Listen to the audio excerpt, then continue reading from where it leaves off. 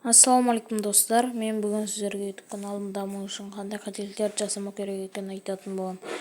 Достар, бірінші қателік ол спам жасау. Видеоның ссылкасын түрлі чаттарда қолдап кетіңдер, лайк басыңдар деген сияқты өтініш сөздермен бөлісу.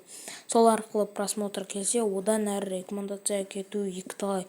Егер каналды жаңадан ашсаңыз және де 0 подписчик болып тұрса, осылай спам жасай отыра жинаймын деп әуре болудың қажет жоқ.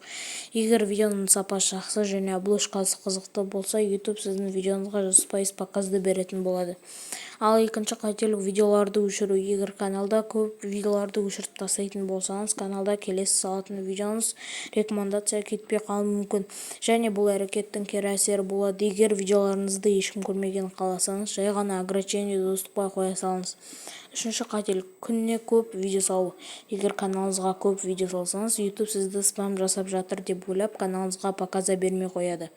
Және еш видеоңыз жақсы просмотр жинамай қояды. Төртінші қателік тәртіпті таңбау. Бұл дегеніміз видеоларды графиксіз сала беру. Видео қанша салсаңыз да YouTube сізден тұрақтылықты қалайды. Аптасына бір видео салсаңыз да белгілі бір уақыт немесе күнді белгілеп қойып салып жүріңіз. YouTube тәртіпті ұнатады. Мысалы, бір аптада сіз 4-5 видео қалай болса солай уақытына қарамай салып тастап, келесі апта тек бір видео салсаңыз, сәйкесінше YouTube видеоларыңызға дұрыс показат бермейді.